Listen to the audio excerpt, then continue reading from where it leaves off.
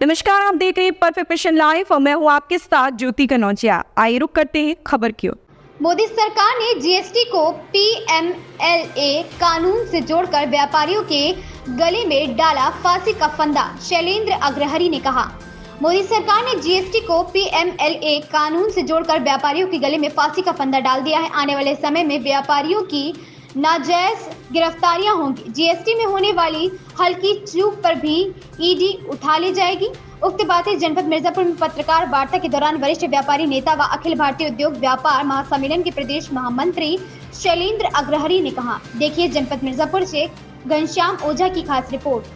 यहाँ जुटकर आपसे यह बताने आए हैं कि जिस तरीके से केंद्र में जो सरकार मोदी जी की 10 साल रही है, उसने अपने अंतिम समय में व्यापारियों के खिलाफ एक बहुत ही खतरनाक कानून पारित किया, जिसे पीएमएलए कानून के रूप में आप पहले से जानते हैं। उसे जीएसटी से जोड़ देने के कारण व्यापारियों के मन में बड़ी ही निराशा है और व्यापारी इस कानून के बाद खुद के लिए बड़े खतरा महसूस कर रहे हैं। और आने वाले दिनों में जिस तरीके से पीएमएलए कानून से जोड़ने के कारण जीएसटी में की जाने वाली थोड़ी सी भी चूक को वो बड़े रूप में व्यापारियों को परेशान कर सकते हैं, इस रूप में व्यापारी देख रहा है। हम इसके खिलाफ यहाँ आपके सामने आए हैं। दूसरी बात, मैं यहाँ से उद्योग और वाणिज्य मंत्री के रूप में संसद में रहे अनुप्रिया सिंह पटेल जी से सवाल करना चाहता हूँ आपके माध्यम से कि उद्योग मंत्री रहते हुए इस कानून को उन्होंने पारित होते समय अपनी आपत्ति क्यों नहीं मिर्ज़ापुर के व्यापारियों की तरफ से दर्ज कराई।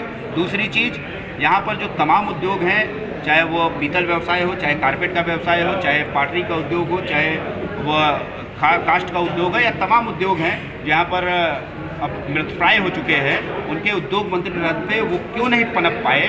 उनके लिए क्यों निर्यात की व्यवस्था उनके लिए उद्यम में प्रोत्साहन की व्यवस्था की गई? मैं यह सवाल उद्यम मंत्री से पूछना चाहता हूं आपके माध्यम से। आखिर जनता उन्हें और व्यापारी समाज क्यों वोट दे?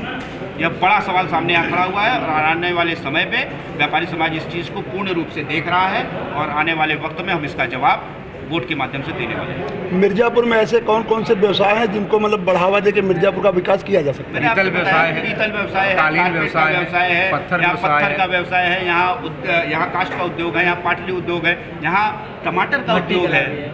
नए उद्योग के रूप में टमाटर का उद्योग भी सामने आया है। यहाँ राजगढ़ में बहुत टमाटर 10 सालों में माननीय सांसद महोदया ने यहाँ के व्यापारियों को इंडस्ट्री लगाने के लिए जमीन तक उपलब्ध नहीं करा पाई है। नया इंडस्ट्रियल एरिया नहीं बनाया गया।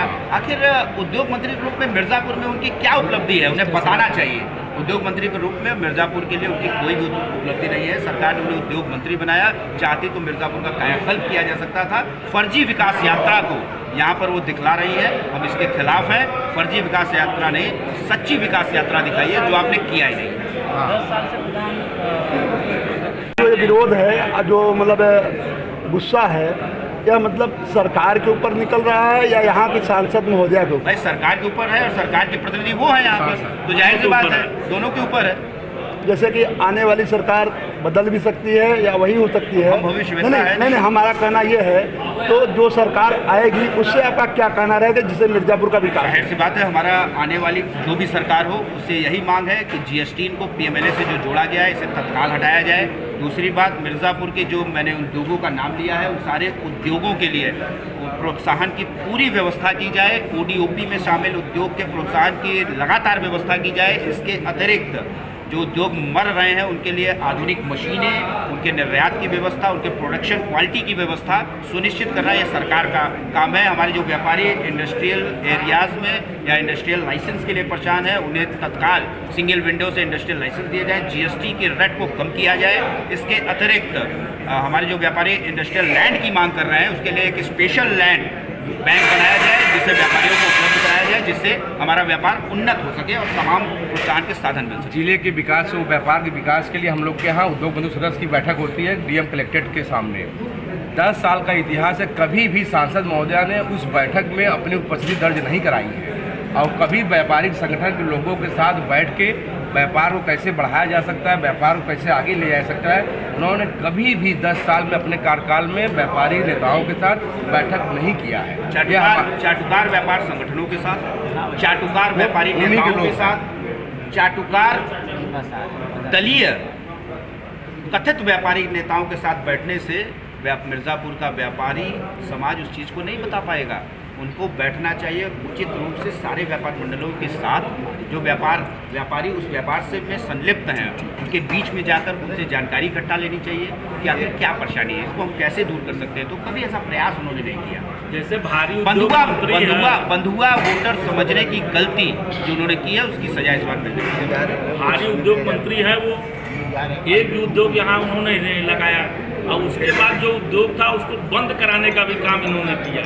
किसी उद्योग को बढ़ावा नहीं दिया अपने स्तर पर। आज हमारे 200 आज मेटल हमारे व्यवसायी जितने हैं, भी व्यापारी हैं वो सब त्रस्त हैं, भले अंधभक्त हैं, अंधभक्त होने के बाद भी जो है वो बहुत परेशान है। एक सवाल यह बनता है कि जो गुस्सा और जो विरोध आपका इस समय दिखाई पड़ रहा है, क्या इसके पहले भी कभी आपने सांसद महोदया को अवगत कराया इन सब बातों से? जाहिर सी बात है, समय समय में सरकार और जनप्रतिनिधियों को हम अवगत कराते रहते हैं। हमारे चिट्ठी पत्री सब जाती रहती है सरकार तक भी, और इन सब तक भी हमने अनुप्रिया जी को मिलकर कई बार ऐसे पत्रक दिए हैं पूर्व में, और कई बार हमने सरकार तक भी ये पत्र और ईमेल्स भेजे हैं जिस पर कुछ पे कार्रवाई सरकार ने की होगी, कुछ पर कार्रवाई, ज़्यादातर पे कार्रवाई नहीं हुई है। और सांसद जी के माध्यम से मुझे लगता है कि एक भी समस्या का समाधान नहीं किया गया, बस्ते में डाल दिया। सबसे बड़ी बात बसपा के सरकार में हमारे अरौरा से पत्थर लखनऊ के पूरे स्मारकों में लगा है। हमारा पत्थर व्यवसाय 1 नंबर पे उस समय चल रहा था, मगर न जाने क्या हुआ कि विंध्याचल कॉरिडोर बना, काशी विश्वनाथ जी का कॉरिडोर बना, मगर मिर्जापुर से एक भी पत्थर नहीं लिया गया।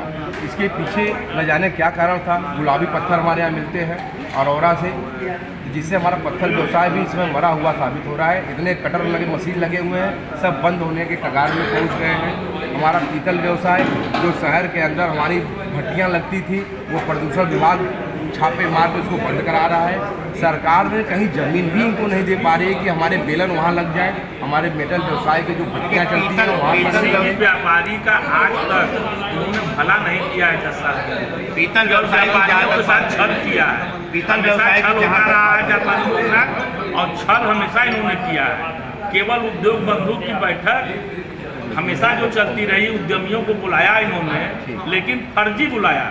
कोई भी कार्य इन्होंने उद्योग लगाने का, उद्योग को बढ़ाने का, ये करते हैं, लोन देते हैं। लोन कहाँ दे रहे हैं? बैंक में जा। इस खबर में बस इतना ही। बने रहे परफेक्ट मिशन लाइव के साथ।